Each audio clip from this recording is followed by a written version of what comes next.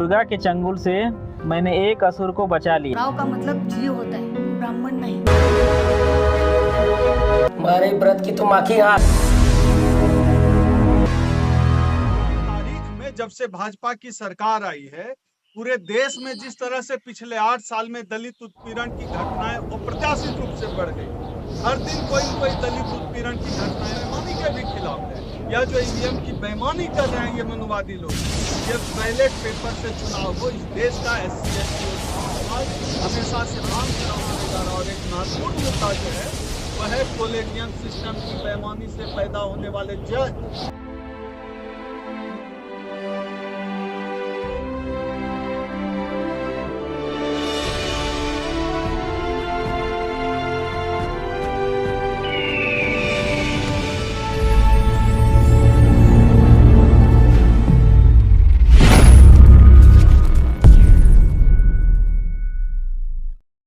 ओम सुधा जी, आपने कॉल दिया कि 28 तारीख को रामलीला मैदान में बड़े पैमाने पर देश भर से लाखों लोग आएंगे। लाखों लोग क्या, बाबा साहब का नाम लिखा जाना चाहिए। जो संसद नहीं बन रही है उसकी आपने कॉल दी है और ऐसे आपने सरकार से मांग की है।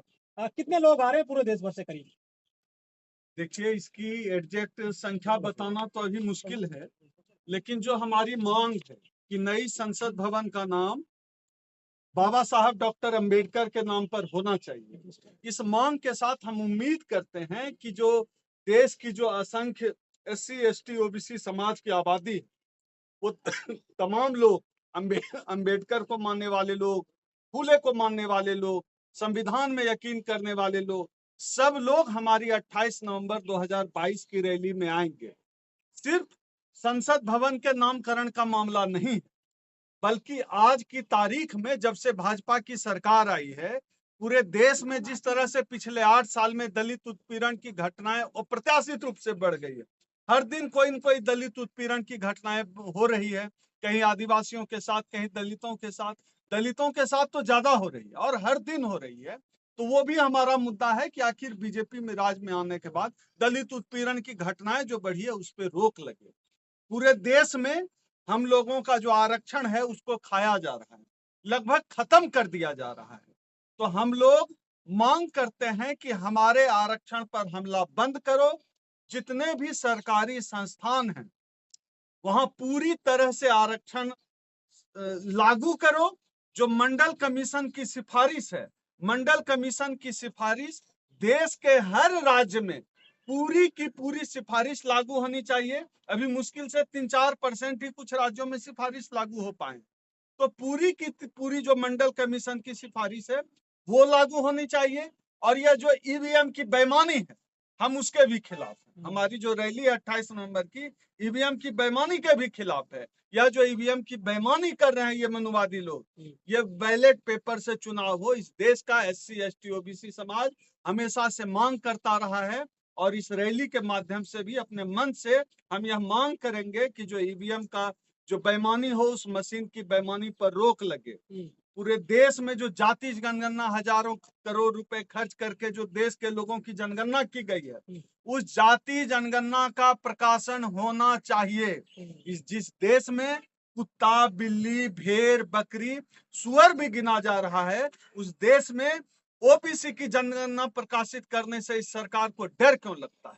हम समझते हैं कि उनको डर क्यों लगता है। उनको डर इसलिए लगता है क्योंकि इस देश में OBC की आबादी, SC/ST OBC समाज के लोगों की आबादी बढ़ी है, सवर्णों की आबादी कम हुई है। इन मनुवादियों को पता है कि जाति जनगणना का प्रकाशन होगा तो खास तौर पे जो OBC समाज की आबादी बढ़ी है वह समाज अपने लिए आरक्षण की मांग करेगा। तो जो आरक्षण मंडल कमीशन कह रहा है वो तो अब तक दे नहीं पाए हैं, और नई जब जनगणना सामने आ जाएगी तो उसके बाद जाहिर सी बात है आबादी के हिसाब से प्रतिनिधित्व मिले।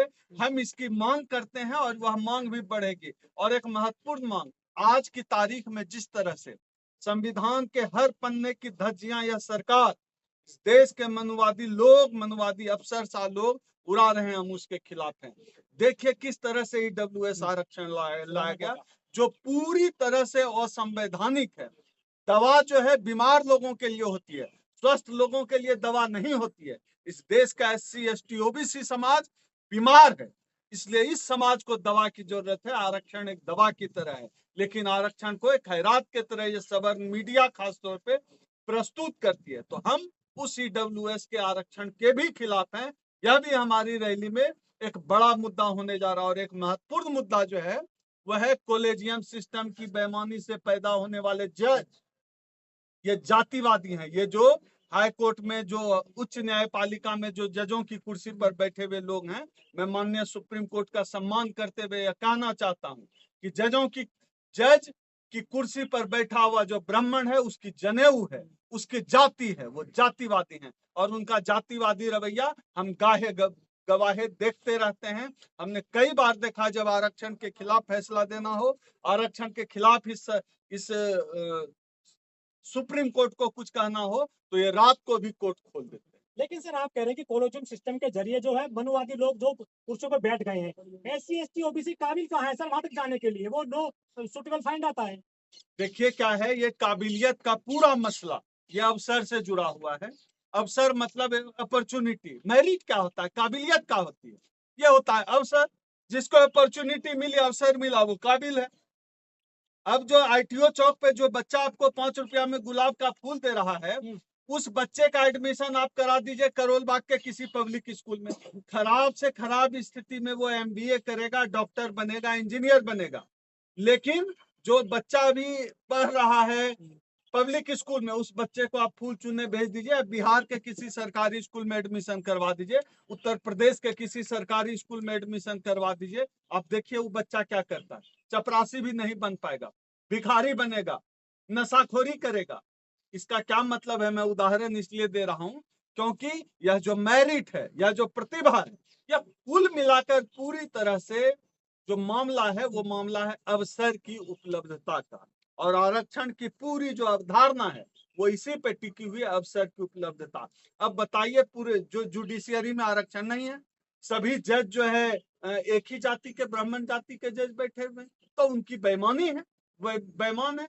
SC ST OBC को इसलिए जज नहीं बनने देना चाहते हैं क्योंकि फिर वहां न्याय की भावना आ जाएगी, बंधुता की भावना आ जाएगी, न्यायपूर्ण फैसले आने लगेंगे, संविधान का पालन ठीक से होने लगेगा जब SC ST OBC समाज के जज आ जाएंगे। लेकिन ये अपने नियति से बेईमान है, नियत से बेईमान है, नियति से जातिवादी है, नियत से जातिवादी है। और किसी भी देश का जो कोर्ट होता है, जो न्यायपालिका होता है, वो परिलक्षित करता है उस देश की सरकार का। इस देश की सरकार मनोवादी है, उसका पूरा चरित्र न्यायपालिका पर उतर आया है, न्यायपालिका भी चरित्रवादी है। लेकिन मोदी जी खुद OBC जाति से आते हैं और आप कह रहे हैं कि वो जनगणना नहीं करा रहे हैं देश में।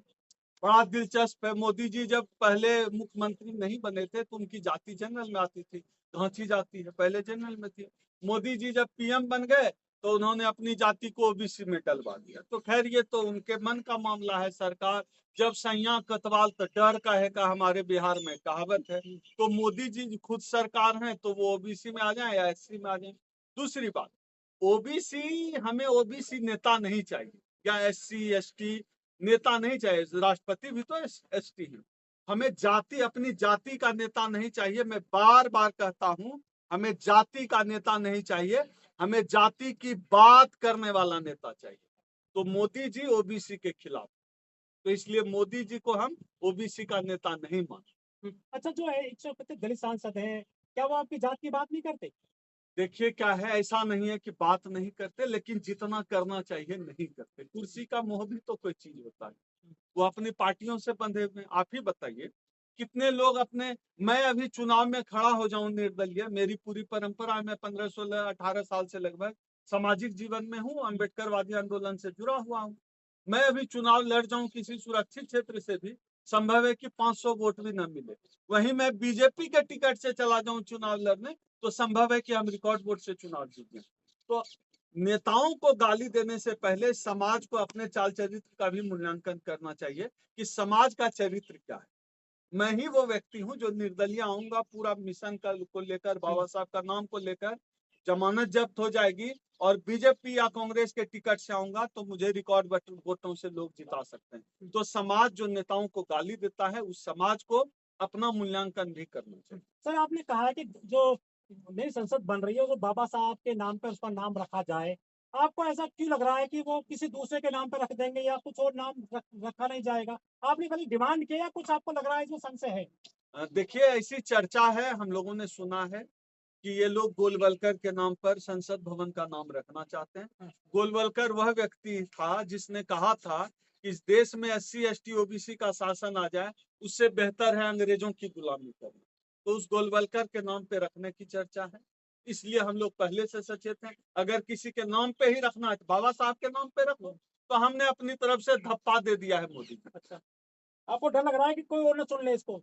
नहीं नहीं, बिल्कुल, जो वो रख सकते हैं ना किसी और नाम पे, तो नाम तो बदल ही रहे ना। अलीगढ़ को हरिघर, इलाहाबाद को प्रयागराज, अपना तो कुछ किया नहीं है, तो नाम तो रखने में ये एक्सपर्ट हैं।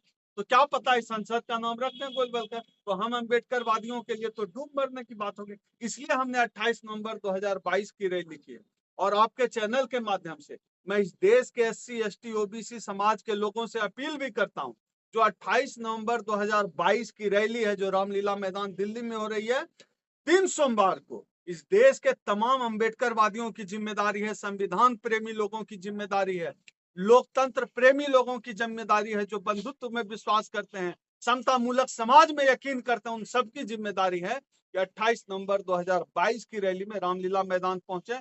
जिनको आने में दिक्कत हो, जो आना चाहते हैं, मैं अपना नंबर बोल देता हूँ, आप सीधे मुझसे संपर्क कर सकते हैं, व्हाट्सएप पे मैसेज भेजिए। मेरा नंबर है 8789325595। इस नंबर पे आप सीधे जुड़कर सीधे इस नंबर पर व्हाट्सएप पे मैसेज करिए, मुझसे संपर्क करिए, मुझे कॉल करिए और इस रैली का हिस्सा बनिए। क्योंकि यह जो बाबा साहब का मिशन है, उसको चलाने की जिम्मेदारी सिर्फ हमारी नहीं है, मेरी नहीं है, यह जिम्मेदारी आपकी भी है, जो एक बार भी जय भीम का नारा बोलते हैं। आइए, मैं आप लोगों के चैनल के माध्यम से फिर एक बार अपील करता हूं, 28 नवंबर 2022 की रैली अब इस बात का संकेत है कि इस देश का दलित अब याचना नहीं करेगा, अब याचना नहीं, रण होगा, भीषण बड़ा संघर्ष होगा। हमने आखिरी लड़ाई का ऐलान कर दिया।